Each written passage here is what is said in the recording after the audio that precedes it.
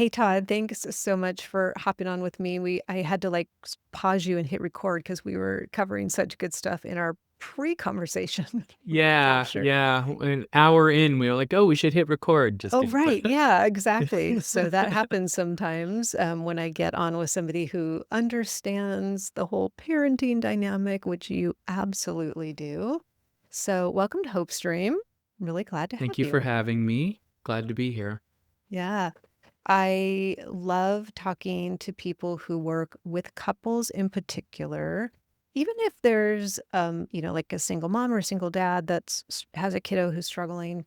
There's typically someone else involved, maybe an Yeah. ex, something like that, or even other family members that are so well-meaning and always want to give their input. So there's just all kinds of relationship twists and turns that parents deal with. And I really wanted to talk with you because you do a lot of couples counseling around parenting. So just give me an idea of kind of what a typical engagement looks like for you or across the spectrum. What are you doing all day long on that microphone? Because I know you're talking all day long. Yeah, yeah. Yeah, I love my work, and, most days, but I love my work, but I have two different hats that I wear. The one professionally is parent coaching. So, in a way, that's my first love. I mean, I wanted to work with kids all through grad school and things. And then, partly because of my mentorship that I had with Dr. Gordon Neufeld, the developmental psychologist and author, and becoming a dad myself, I really decided no, I want to help parents. And by that, more deeply, I mean, I want to help kids by helping parents. And so I went really into parent coaching in the Neufeld kind of model. I don't know if you're familiar with his book, Hold On to Your Yes. Kids. I just loved it. When my Yes. kid was like 1 year old, I found it and I'm like, this makes so much sense. I love this paradigm of attachment. It connects all the dots of things I learned in grad school. Um, because I went through a very expensive, very long education. And then I went to become a parent myself. I'm like, I don't know what I'm doing. Like, wait a minute. I have about 16 theories in my head about what other people say children are supposed to do, but I'm like, I don't know what. So finding Neufeld's book when my son was very young really got me on a path, and I just decided I want to help kids by helping the parents. That I believe parents are the answer for their children, not the experts, and that the experts are mostly supposed to be in the background helping support the parents. Obviously, there's exceptions, so don't Right. hear me differently. But then somewhere along the way, a few years into it, people kept telling me about this woman, Sue Johnson. And I remember somebody on an airplane saw me reading an attachment something book. And they said, "Oh, attachment. Well, so you must know Sue Johnson." I'm like, "Well, I've heard of Sue Johnson and her emotionally focused therapy for couples, but I'm not really a couples guy. I help parents with their kids." And the more I kept hearing her name, and I told her this when I first met her, I was like, "Okay, fine." And I looked into it. I'm like, "Yes, this is part of the mission too." Obviously, like how we are relating as parents and how we're holding a container and how we're doing in our relationship obviously matters to the child as well. And so I trained with Sue um, and one of her students, Rebecca Jorgensen, for about a year. Then I found maybe relevant to our conversation the work of Dr. Stan Tatkin. And I got into one of his first couples training groups. And um, like Gordon Neufeld and like Sue Johnson, um, Stan's main focus was attachment. And I don't know how much you guys have talked about attachment here. We can A go little into it bit, more. not too much. But it was about attachment science and the importance of attachment science. It would make sense to at least mention that in a minute. But Stan also brought in regulation and the nervous system and how we trigger each other, how we can even make a look on our face sometimes or use a tone that can get our partner worked up or our children, or our children can do to us. And that's a whole nother thing separate from the psychological emotional system. There is a nervous system that's actually involved in these things. So that's a very long answer to your question. But what do I do in a day? I'm usually moving between talking to parents about parenting and how to get on the same page about um, their children's attachment needs and creating the right environment in the home and responding to behaviors in a way that are relationship friendly and effective. But then the other part of the day is talking to those same parents, but about their relationship and how they're relating to each other. And lots of good words that I know you and I are going to want to talk about boundaries with each other and with the kids, and what healthy boundaries look like, and how I always say it in this way, how we communicate from those boundaries, right? Yeah. And how, what effective communication looks like. Am I pointing a finger or casting aspersions or judging or saying your motivation? Or am I being a little bit more vulnerable and being open to how I feel? So again, you have to be careful with what you ask me. It's a long, long answer, but that's what I do. I'm either working with parents over here or working with parents over here, and sometimes they cross over. Yes, I can Um, imagine.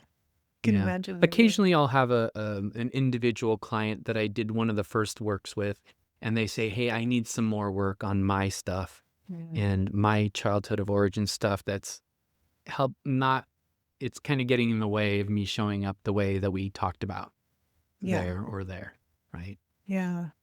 Do we have any When time you left? we do.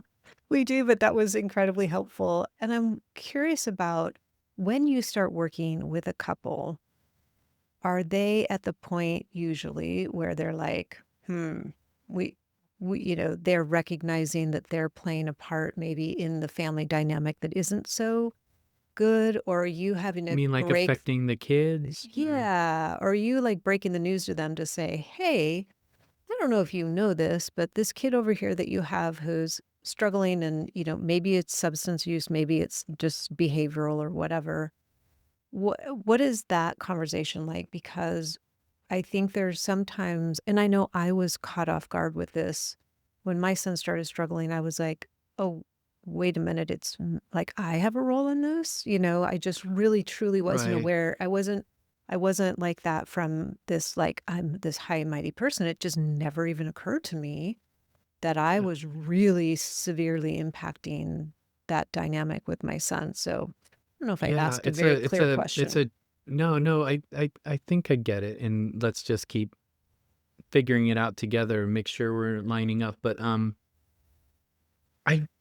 I would say, to answer the first, kind of iteration of what you're saying, I think there's usually one partner that when they come to me as a couple that is maybe the canary in the coal mine, in a way, in the family system.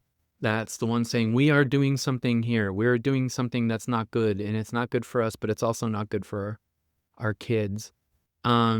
Yeah, that's kind of common if that's what you were asking there originally. Hmm. Um, the thing I always want to be careful about, and not overly careful about, but the thing I want to be careful about and sensitive to is shaming parents or judging parents. You'll usually hear me talking about positive responsibility, which I am familiar with your work. I've listened to you. I know that's what you advocate for. It doesn't help anybody to shame anybody or judge. And goodness knows, parents get enough of that from relatives, from culture, including if you have a child that's struggling with something like a behavior problem or an addiction. There can be all sorts of real or perceived judgment that happens there. So that's just my long way of saying, do we have a role in what's going on with our kids? Well, yeah, obviously we do. But that doesn't mean blame. That doesn't mean on purpose. That doesn't, Yeah. um, there's obviously, we can go over cases and we could go, oh, that was really not healthy. Yeah. That behavior you're engaged with.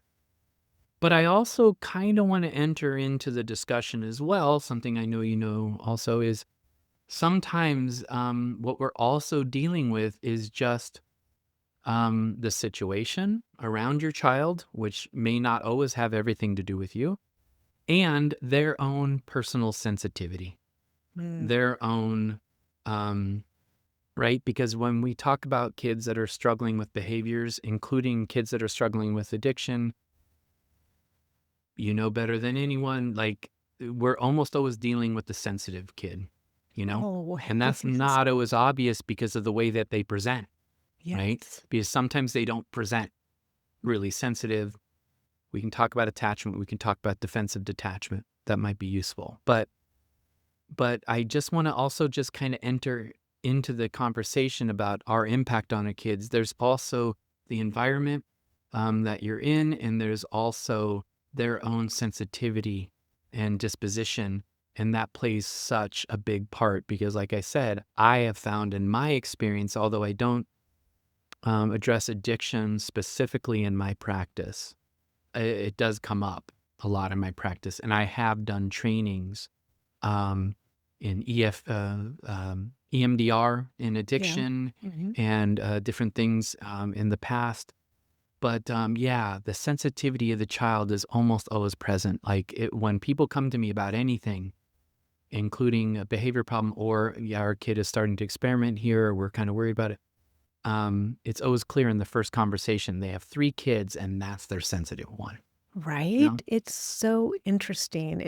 I talk a lot about sort of this template that I've just seen over the years, and I'm not a therapist. I observe and I see this pattern of the sensitivity. And I had the great fortune of having Dr. Gabor Mate on the podcast, and he talked about that, like if you've got a sunburn and it's raw and there's something scratching at it all the time, that's kind of what we think of as our sensitive kids. But you're so right that they don't always present that way externally. And I know my son Yeah. definitely didn't. At least he didn't to the point that I recognized it. When he was younger, I recognized a lot of sensitivity to like tactical sensitivity, Hmm. noise, tastes, smells, things like that. But I did not understand the emotional sensitivity. Yeah. But you're saying And that's I pretty know, common. yeah.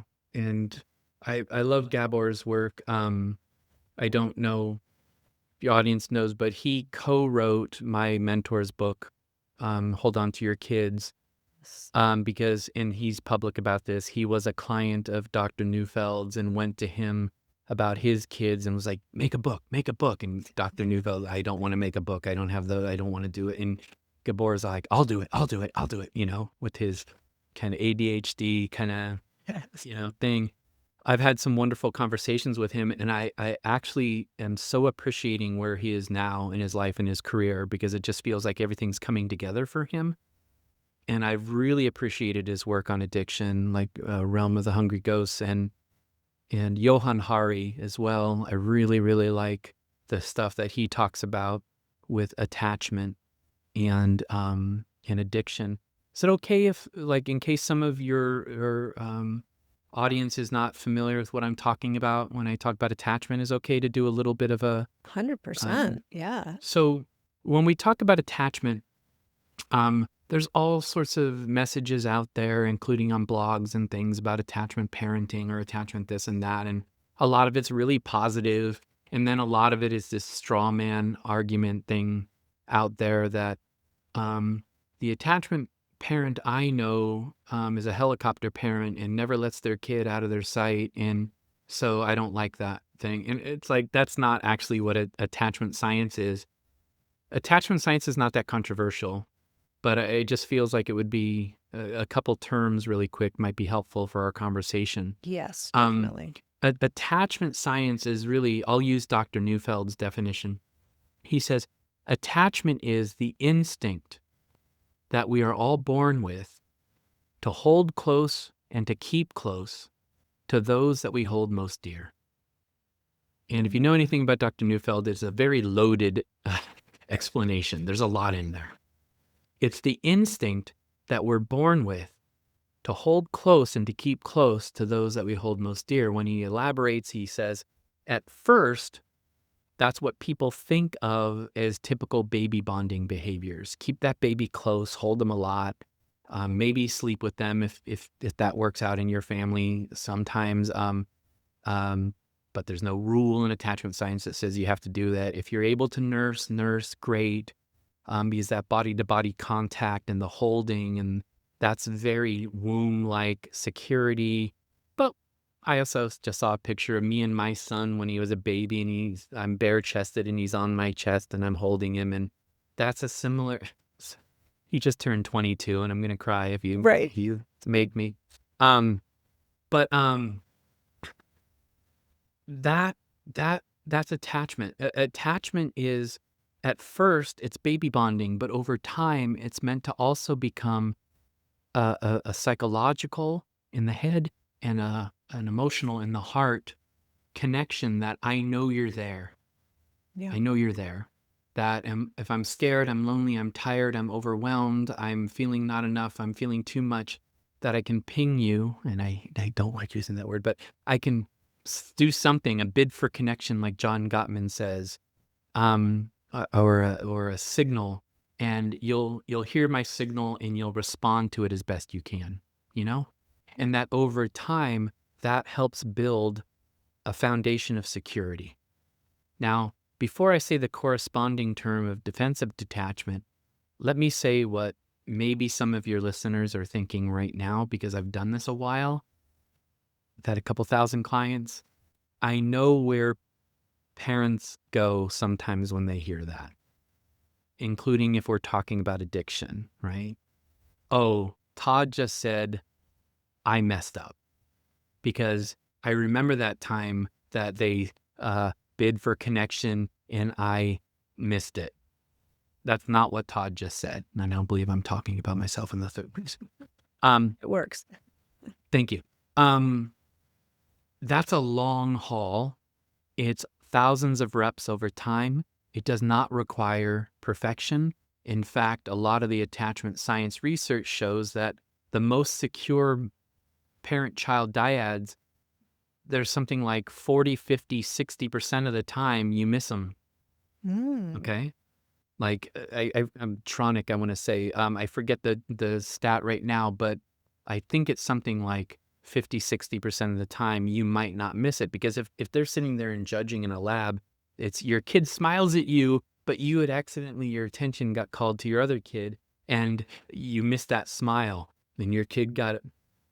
They would go, you missed it, right? Right. But the point I'm trying to make is attachment science is not controversial in the psychological world. It's saying, look, there are a lot of things going on around your child and their sensitivity matters, but their secure attachment to you growing up is the number one factor in how they learn to have relationships, how they feel good about themselves, and how they behave day to day. And that most of us don't do a perfect job, but our goal is to try to get that child to as secure of a place as possible, you know? And again, in this context, if you have a super, super, super sensitive child, it's really a lot harder to fill that cup. Yeah. And that's not all on you.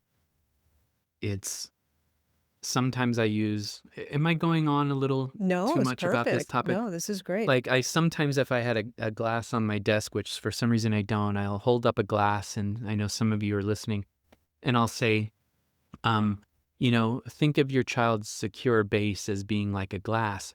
And when your child is feeling like, think of them when they're 4 years old, and you're just loving them, and you just got all this energy for them, and things are locked in, and they just feel super loved. That kid doesn't cling. That kid doesn't, mommy, mommy, mommy. That kid goes off and they play and they explore because they feel really full, and the tether gets longer. Does that make sense? The Yeah. tether, because they kind of know you're there. Yeah. But when they're low in their cup, they're going to poke and prod and push over their little sister and do all these things.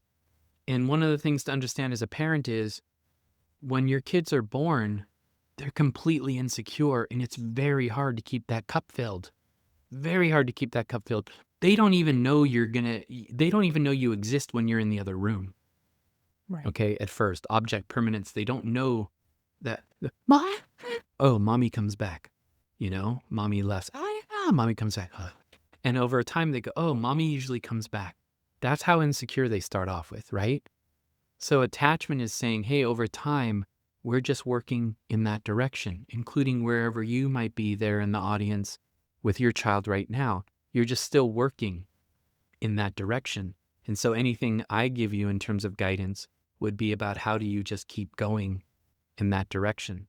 But the other thing, if it's okay, I just want to mention really quick, is there's a corresponding instinct that comes right along with the instinct to attach. And that's the instinct to detach. And what the way Dr. Neufeld describes it is, my instinct I'm born with is, if I love you, I want to be with you. I want to be connected to you. I want to do good by you. If you and I are best friends and we've known each other forever and we're tight, do you have to leverage me? Do you have to like go, Todd, you have to do this or this? No. You go, Todd, hey, I really need help. And I go, of course, I will be right there, right? Right. It's just my instinct. But when that instinct to be close to someone, and my sensitivity plays a big part in this, leads to me getting hurt or frustrated because I can't quite hold on to you the way I want to, which does have partly to do with you and the environment we create, but it also has to do with me. Well, then what happens in the most sensitive kids, but all kids, all people, married people with their spouse, if I'm getting too frustrated trying to be close to you, my brain is going to go, stop. Stop doing that. Stop trying. And then you get that, I don't care, whatever. Mhm. The truth is not they don't care. That's not the truth. The truth is, because I care so much, I have to pretend right now that I don't, because it hurts too bad not to pretend. And we could unpack that for hours, right? Yes, it feels like that's that they go into a protective mode of, okay, this isn't feeling good, or I'm not getting what I need. This doesn't feel safe. I'm going to throw up, especially I'm thinking of teenagers. I'm going to throw up this stance of tough guy, F you, I don't care, which we see so much of. And it's so confusing as a parent because you're like, but wait, this is my sweet kid, my boy, my daughter, whatever. And I'm seeing this behavior and I'm hearing these words that are so hurtful. And, we constantly are hearing, you're the worst mom in the world, or you're the worst dad. And, how could you do this to me? Or all these different things. And it is just mind numbing when you're sitting there thinking, like, what did I do to deserve this? Right? Like, where did I go so wrong that my 17-year-old is swearing at me? And, it's so, so confusing and so hurtful. Yeah. So you want to unpack that for a minute? Sure, You know, yeah. so, okay. So first, maybe what we try to do is as best we can is have compassion to start, right? We were all teenagers and boy, it was not easy. Um, True. Daniel Siegel, who I did some training with, I think he called his book about teenagers, brainstorm or mindstorm or something Yes, to I think explain it's like, brainstorm, yeah. yeah. Um, oh man, there's a lot going on there, right? But let's just break it down to a couple dynamics, like to do with what you said. One of the most important things to understand what's going on with your teenager is they have this deep, deep biological evolutionary drive towards individuation. Okay. And, we're sitting here talking in North America. And, most of us, even that are just struggling to get by a little bit or whatever, probably have it better than a lot of places in the world. Um, but it wasn't that long ago that when you're 13, that meant you're getting married now. and you're taking over the family business. That wasn't that long ago, and it still exists in the world, okay? Yeah. Evolution doesn't move that fast. Our nervous systems are still wired for thousands of years ago. Our attachment systems are still wired for a long time ago. So your child has this thing inside that's telling them, I have to be my own person. I won't survive if I'm not my own person. I have to leave the home soon, right? And that's in them, and they're feeling that. And at the same time, and this just messes with them, at the same time, they kind of need you more than ever because it's super overwhelming, and they need guidance, and they need safety, and they need boundaries, and they need protection, and they need all these things at the same time. And depending on what time of the day it's happening, Yes. right? Or how Like, hungry they are. right. Your teenager will be a little pain in the butt in the morning or something, sometimes because they're gearing up to go to school and they're kind of steeling up to go deal with the slings and arrows of adolescent interaction in a way. And then that same teenager will come to you at 10 o'clock at night when you're just trying to go to bed because you're exhausted. Go, Mom, can I tell you about something that happened today? Yes. What in the actual, right? Right. And then sometimes we make a big mistake, and please believe me, I have compassion for that moment because I know that moment. But you go, honey, mommy's so exhausted. Is it okay if we talk about it tomorrow? And they say yes. And then what happens? We What forget. happens when you bring it up tomorrow? Well, they're either we forget or they're crazy and they're angry and they are like, But you no, know, it's like that wall goes back up, that's, right? Because yeah. before bed, the wall's going down. Mm-hmm. And that wall has partially to do with you. Because what if they were being a little pain in the butt earlier and you got mad at them and you like, God, why are you being so ungrateful? You don't have a bad life. Do you know what a bad life? Do you know what I did when I was, Yes. right? Does Yes. that make the wall come down, or does that make Mm, the wall, right? Now it's, oh, mom doesn't understand. Mom doesn't get it, right? Or mm. dad doesn't get it. And then they kind of want the wall to go down so they can go to sleep. And when the wall goes down, they're like, oh, I want to go talk to mom. So that's your opportunity, right? So the first thing I think when you explain that scenario that so many of my clients, so many of your clients, maybe me, have gone through, that's what I think of is please understand the chemical storm and the evolutionary storm that they're going through. And maybe if we start with compassion, that's the best place we can start. But also, there's the adaptive process. And the adaptive process is I have a bunch of frustration inside. Some of it probably has to do with you, parent, and some of it might be for good reasons. You told me no for a good reason, but that still frustrates me. Other times you made a mistake and that pisses me off and frustrates me. And I'm a teenager, so justice is the most important thing in a lot of ways. And I have to be able to feel those feelings, and I need to be able to process them, and I need to be able to release them, like the stages of grief, you know? And a lot of times that involves me crying. That involves me feeling my feelings, me struggling with them, but me finally just giving up struggling with them and just going, that happened, right? And what happens when we do that in life? We cry. We have a big, blubbery, gross, letting it all out cry. Not trying to change my mom's mind cry, but I'm actually releasing it. And then what happens? I feel better. I feel relieved. A lot of times I have a good idea right there, right?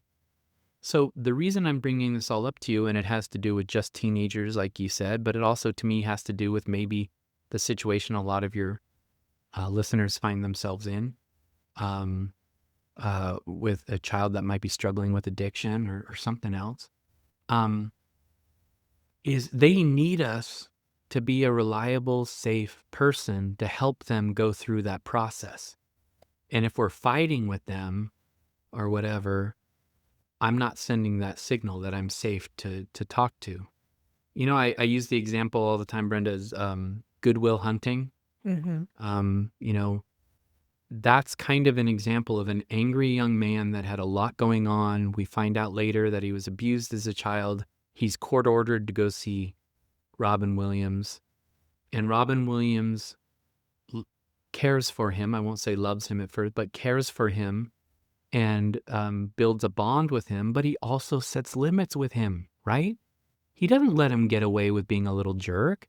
He doesn't let him get away with talking badly about his dead wife or calling out his experience or trying to, impose himself over Robin Williams with his mighty intellect. Robin Williams sets boundaries with him, right? And says, this isn't okay. But by the end of the movie, he confronts him with his abuse with the famous scene, it's not your fault. It's not your fault. It's not your fault. And because of the bond, because he's set limits in the right way, because he's gained his care and respect, Matt Damon is able to cry. And he's able to finally feel all the built up stuff from his childhood that he'd been burying inside, and it resulted in violence and him hitting people who would just talk back to him or something, and by the end of that movie, you knew he was going to be okay, right? You knew he's going to be okay now because somebody guided him through that experience. Going off on tangents again, Brenda, but does it make sense? It Why? does. It does. And I think what can be really hard, I'll speak for myself, is to Yeah, when your child is in that mode of being angry or blaming, or, they're not happy with the boundary that you set.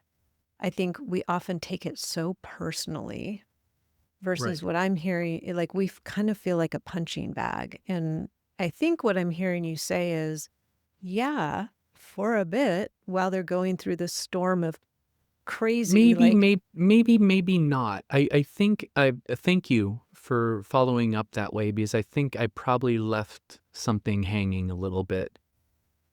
My point is more that I wouldn't ask anybody to take abuse. I wouldn't ask anybody to take any behavior that is crossing a line that feels harmful. That's right. not what I'm saying. I was starting off with have compassion. Yes. I was starting off with trying to explain some things that might help you not take it personally as much. Right. That's my therapist instinct is to go there. Hey, this is what's going on. You don't have to like it. You Right. don't have to accept it. You can say, no, you can't do that like Robin Williams did. But at least don't. Robin Williams, the movie could have been 20 minutes long if Robin Williams said, I'm not taking this from you, you little punk, get out of here. Right? Right. Movie over. Right. Right? Good Will Hunting 2. He's still mad. Yeah. But no, I don't think anybody has to take any abusive behavior. I think I always think of it as a holistic thing. One, let's understand the whole environment. Let's really focus on attachment when we can. Let's focus on being a safe container as much as we can and do our own work. But let's understand that setting boundaries with your child is not punishment, and it doesn't have to be harsh, and it doesn't have to cause problems.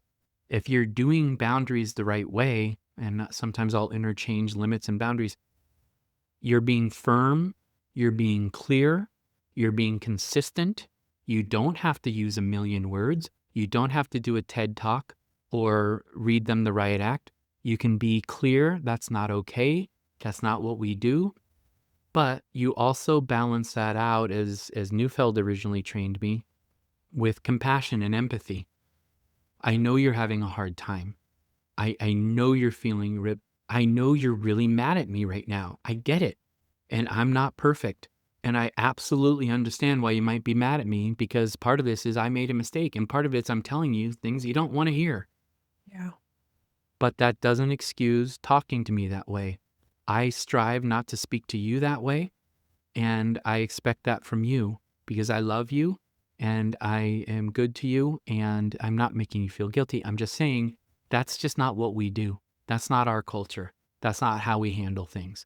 But you made a mistake. Yeah, you're right. I did. I'm just saying I strive to talk to you with respect.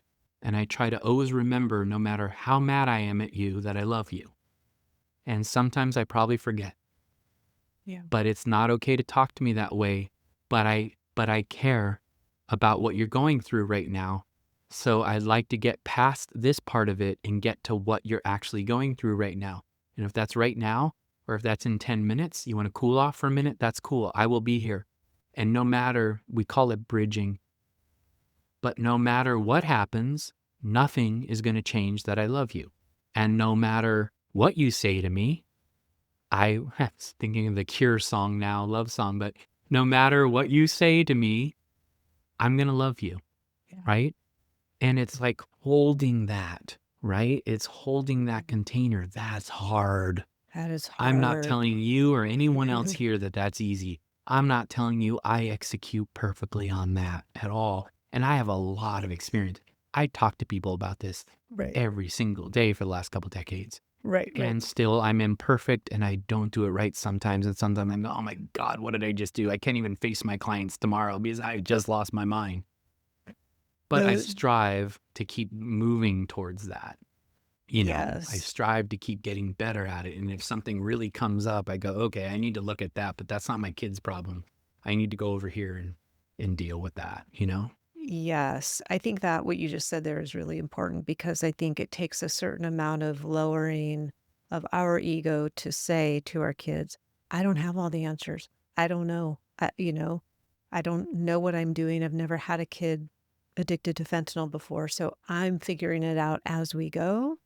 But I For real. but nothing you could do would make me stop loving you. I kind of want to Absolutely. I'm sure people are going to rewind that and go back to your words because sometimes it's just finding the right words to say. Like we feel it in our bones. Like I love this kid so much, even though they're making me crazy right now, but we have a hard time getting the words out. So I really love the language that you used there because it felt strong and it felt, uh, you know, I'll use the word boundaried, which I don't even know if that's a word, but it felt like I knew Well, you I were accept that as a serious. word. You're, you're serious, but it came across as very loving and compassionate. Yeah. And I think it's hard to find that balance in words, especially when emotions are heightened and parents are scared. And maybe we can touch on that a little bit is when we are operating from that place of fear because our kids are doing really scary things and we're legitimately scared for their life. It takes so much to be able to have a controlled, measured, calm, confident conversation, right, with somebody. Oh, for sure. For sure. That's why, again, the struggle for me is most of my message is most of parenting is what you do that's proactive, that's before the problem, you know? And that's not some, so therefore you messed up. It's like that's a constant thing, right? But Mhm. that parenting is not supposed to be what you do to your kid when they do something to make them stop doing that thing. That's a constant whack-a-mole game, you know? Parenting is mostly about, like, for instance, what are you doing, parent, to take care of you right now? Because especially when things are hard, it's like, but I have to take care and I have to, and I have to, and I have to. Okay, I get that. That's real. But are you on Facebook? Are you on socials? Are you watching live? Are you the, is there some place where you can do a meditation practice in the morning? You can go walk in nature. You can go to a support group. You can do something that is helping you because when it comes to those moments, by the time, am I allowed to curse? By the Yes. time stuff, by the time stuff is hitting the fan, and you all know what I mean, by the time stuff is hitting the fan, it's almost too late to Right. be in our right mind. You know, it's by the time the stuff's hitting the fan, I was laugh at that show Seinfeld, and I'll use this with my clients a lot. Like they had the episode where George's father had a mantra, and his mantra was when he was really stressed out, and he was stressed out. Jerry Stiller, I think the actor, he would get all red, like steam's coming out of his ears. He would get so, you know, strep. But this episode, he and Kramer were both doing this serenity now, you know. And the joke was, "You're not serene, dude. That's not happening right now." Not And if we happening. just let's do another episode sometime and we'll just talk about the nervous system. Maybe we can touch on it a little, but just a thing about the nervous system is you have that sympathetic branch, which is your fight or flight branch. and that's like the accelerator on your car. And you have the parasympathetic branch. That's your rest and digest, your calm, the thing you feel like you've done yoga for an hour, you're feeling zen right now. That's your parasympathetic. One of the most important practical things to understand about your nervous system is by the time you're flipping your lid, you have no parasympathetic right now. You're in your amygdala, you're in your brainstem. You can't find that thing that Todd and, Brent talked about on the podcast that day, because that's not where blood is going in your brain right now. Okay. So you don't have access to that file. So what you're saying is so big, and there's so many aspects that we could talk about. But one of the thing is, invest in your nervous system, invest in that parasympathetic tone, because it's bankable. You can build it up. Okay. 4-7-8 breathing is one of my favorite things to do. Breathe in deeply through your nose into your belly, not into your chest. So the count of 4, hold it about 7 counts, release through your mouth, long, slow breath, 8. I just taught you something that's more valuable than Yes. half the things out there, but I can't write a book about it because I just taught you in 10 seconds. Right. You'd have to have a lot of Doctor, filler content there. I know. So let me go back to what I said on page 1 again. Yes. And let me give you another anecdote. Dr. Andrew Weil has a very good, like 5 or 6 minute video on YouTube about what I just said. But doing those things that charge up your nervous system proactively is one of the most practical, useful things you can do. Because if you go in with a frazzled nervous system into that interaction with your child versus you've been kind of working on your bait and your ground and your nervous system being calm, it still might be hard. But the thing about nervous systems is they wire together. And you and your child, your nervous system is wired together.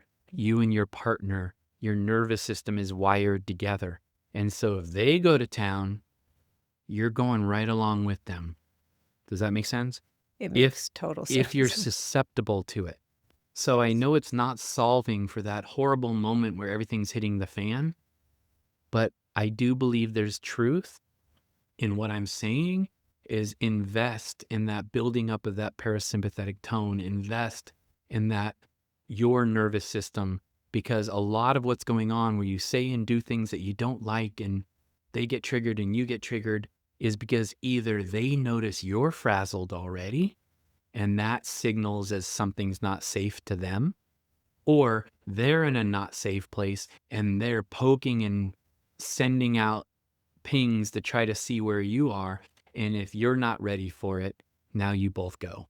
Yeah, Did that make enough sense? it does. And I wrote down invest in your nervous system because I think sometimes parents and moms in particular, because you're speaking my language with like taking care of Yeah. yourself, they are like, I got to solve this crisis first. I will take care of myself later. But if you flip that script a little bit to talk about investing in your nervous system, because as you were talking about, like parenting is everything that you do before the crisis. What I envisioned in my brain was like pouring into that cup. So you're like investing, investing, investing for the time when, oh, now it's hitting the fan. This is what I have been preparing for. And if I've been investing in my nervous system, then I'm not losing it. And I am able to say, hold on, we all need a break here.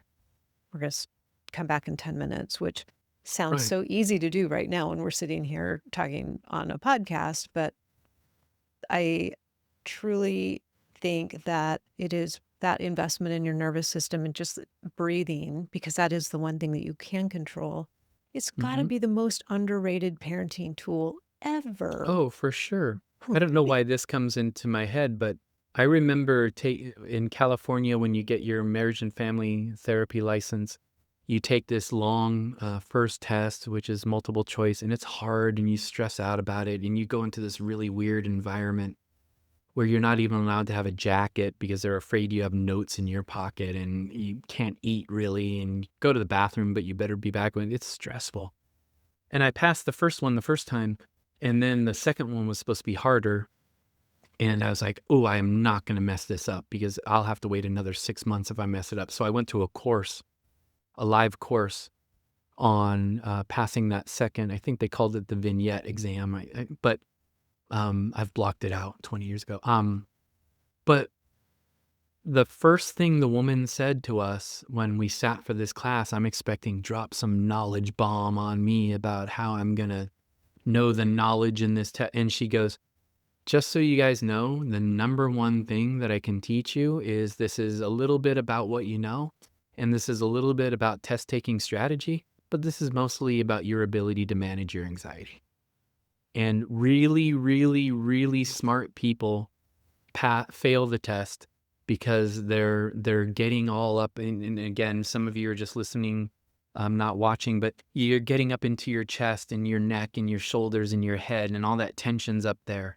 Yeah. And so the first thing she taught us was feel your feet on the ground, feel your butt in the chair. I still say these words to clients 20 years later. I probably said it to a client today. Feel your feet on the ground, feel your butt in the chair, breathe into your belly, like I said with that exercise, because when you're stressed, you breathe into your chest.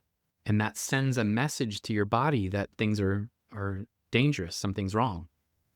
Breathe into your belly, blow it up like a balloon, long breaths. And she's like, that's the most valuable thing I could teach you. I'm like, I paid $1,000 for this. I need to leave.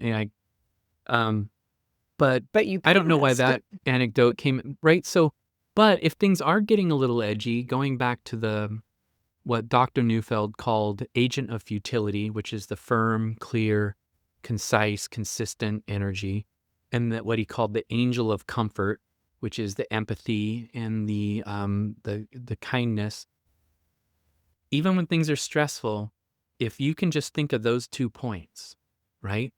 Because your brain's going to struggle to remember that exact perfect thing you heard on that podcast that was just so great that I wrote it down and I shared it with my friend. I can't remember it right now. Sometimes if you just remember firm but kind, firm but loving, say no if you need to say no, but also show some compassion for the experience, for what the person's experiencing. And we can talk about that, about limit setting with kids, but in a way that's boundaries in general. Yeah. Like if we're in a love relationship, I need to be able to tell you what I need. I need to be able to tell you what's happening that's not great and doesn't make me feel good. I need to be able to tell you those things. But I should pay attention to trying to say them kindly and understanding how it might come across to you, that you might think I'm saying you suck, that you're a bad wife. You're right. Yeah. I have to stay compassionate for that, but I do have to say it, because if I don't say it, it'll just continue and the other person doesn't know. But if I just get mad and reactive and yell it at you, you actually didn't know that this was happening, maybe, and I'm just yelling at you, right? So staying firm, clear, but also compassionate. I think that's the key to most boundary things. Yeah, it is. Last question, because I know I have to let you go. I often hear, Let's go eh, 2 more hours. Come on, I'll okay, cancel we'll everything. Let's just we'll just be one of those guys. Um, go.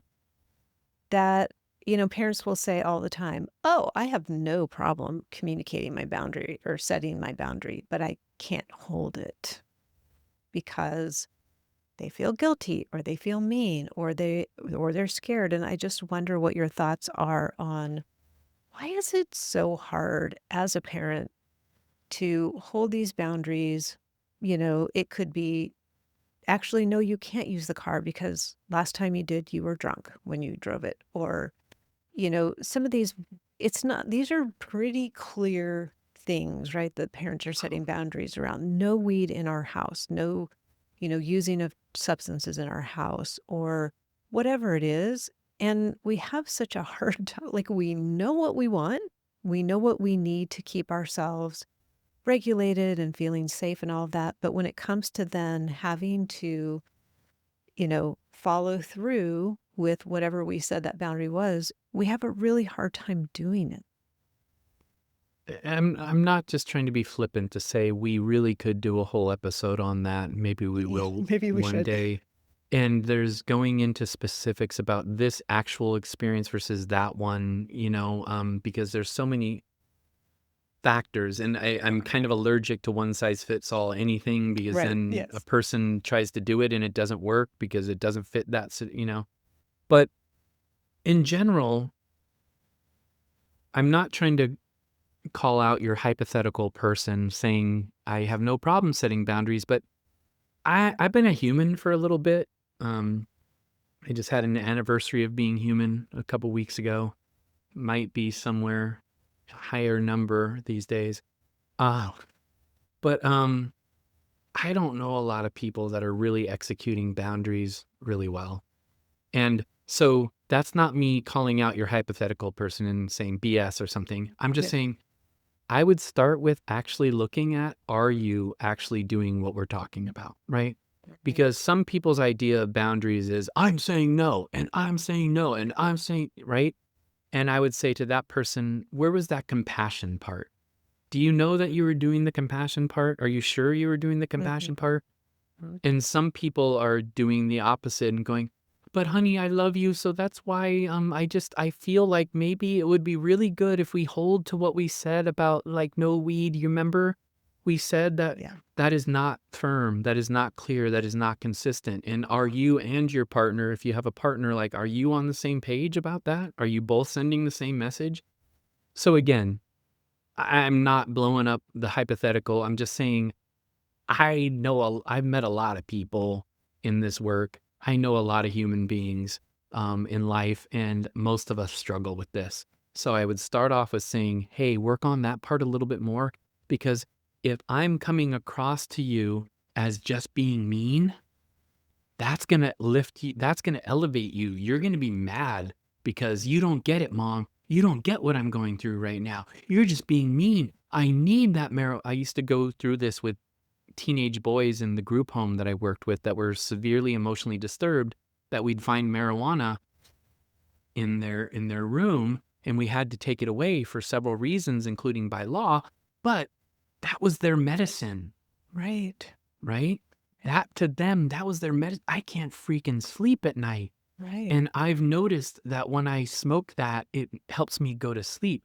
So if you just come across like a wall of bricks and you're not going to do that and that's bad, I don't think you get my experience, right? So I would start with that. Mm. And then the second part, I think, of what you said to me, how do you hold that boundary? Boy, is that what I do all day long in couples therapy. I work with really successful people a lot of the times. People who are doing very well in life, that they are running big corporations you've heard of, right? Yeah. But they cannot hold their wife's emotions sometimes. Or maybe sometimes, right? Their wife is upset and they go, why are you upset? And holding emotions is hard, um, because all sorts of fears come up. If I really set a boundary with him and I say he can't have, I had parents. I started in Marin County, which is a very affluent county right Mhm. above San Francisco. Maybe you know it or other Yeah. people do. I had mind-numbing conversations with parents more times than I can count, that they let their 16-year-olds have full bars in their room at home. And their attitude was, well, they're going to do it anyway, so I might as well. I'm like, no, no. And one of the parents I was talking to, it's because their kid got in the car and drove down this big hill in Tiburon, which is like just lined with nice cars, and they hit one. So anyway, holding space is hard. And most of us have, like, I grew up with a very conflict avoidant personality. We can have a third episode just on and my dad being kind of an angry dude. And so I wanted to be the opposite of angry dude, Mm. right? Mhm. And I don't want conflict, right? That's still in me. I don't want conflict. And if you see the world as peace or conflict, like, conflict and being anti-conflict makes sense. Like, of course I wouldn't want to be. But I always talk to people about, there's a zone in the middle, and that zone is tension. Okay? All growth and all change happens in tension. Does that make sense the Mhm. way I'm saying Mhm. it, Brenda? Mhm. Yeah, totally. And a lot of us are not comfortable with tension because we're too afraid it's too close to conflict. And a lot of us didn't have great models for holding tension and avoiding conflict growing up. And so again, it's a very big topic, but to me, you don't get better at that unless maybe some people out there like I'm trying to do right now, like the work you do, like so many great things, Gabor's work, but say, hey, having a boundary around your child is helping to keep them safe. It's helping them to make sense of the world. It's helping them know where the walls are. And when we know where the walls are, we feel more safe. That's what you're doing. You're not, Yeah. you can't be living in fear of if I say no, they're going to leave. And then I have no, then they're not here. Your job as a parent is not to make your child happy. Your job as a parent is to take care of them. And people could focus on the first part of that and said, Todd says, don't make kids happy. And that's not Yeah. exactly what I said. Our job is to be a mama bear. Our job is to be a papa bear. Our job is to make sure they're okay. And if you're fighting and struggling to hold a boundary, and that's your intention, and that's what you know your intention is, then that's love. That's not punishment. That's not conflict. Okay? It's just work on it and get experience with it. If you need practice, go try things in life that you're not good at right now. Talk to people that you're not used to. Get outside of your comfort zone a little bit. Play with tension and get more comfortable with it. But remember, I'm trying to love my child and I'm trying to take care of my child. And that can often help with that inner conflict of like, but I'm hurting them or I'm disappointing them. And it is kind of medicine in a way. Well, if you know it's harming them and it's not good for their life and it's causing them pain, then the most loving thing you can do is be the person who tells them that, Yeah.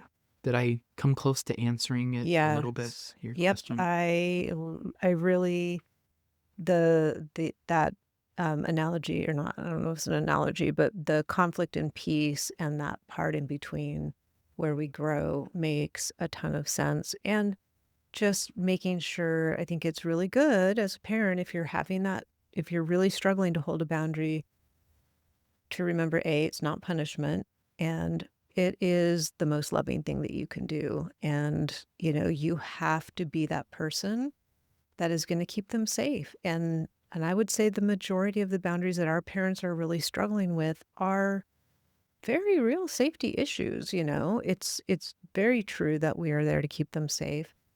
And I know if you kind of flip the perspective on it, like I would want somebody to keep me safe if I was doing things that were For really sure. dangerous. So For that it sure. makes sense. I love it when I just love being in the presence of somebody with really good boundaries. Yes. It's Like even yes. if they're saying no to me, like I remember again, my brain just jumps around to things, but um I remember a pretty well-known author that I had a pretty good relationship with. He was local. He's written some big books. He put me on his website as somebody for people to call. We had a nice relationship, and I did an interview with him once for my parenting group, and the audio was awful. He had trees being cut down in the background. I asked him again, like 6 months later, and he's just like, no, no. It's like, what do you mean no? Aren't you supposed to do the nice stuff? Then you're supposed, right? And he's a Buddhist like teacher, author guy, and again, that's a random example. But I often joke with people too. I don't know if I could live in New York City. My dad's from Long Island, but and people have made this joke before.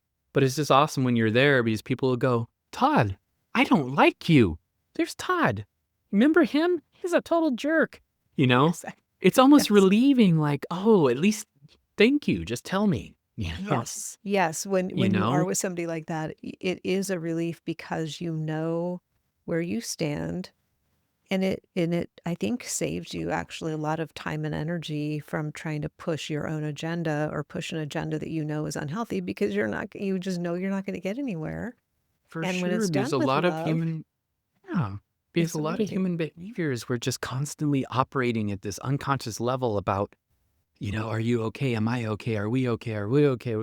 And so when you just have somebody like holding the right boundary, you just, "Oh, I'm okay." Yeah. You know? Yep. And again, I'm using kind of funny examples to also talk about something you were bringing up that's a lot more serious. And please don't anybody out there feel like, I hope it doesn't come across as disrespect to a very challenging thing you're dealing with right now. But just given this format and the fact that we're not in the specifics about it, sometimes I just like walking around it and talking about it from a lot of different angles because I just feel like it helps it land in people, you know? It does. So that's the intention at least. Love it. Well, thank you so much. This has been incredibly enlightening. I think we need to now schedule about 2 more episodes, so we'll I continue was on thinking with 6. I wrote down some of 6 now. those.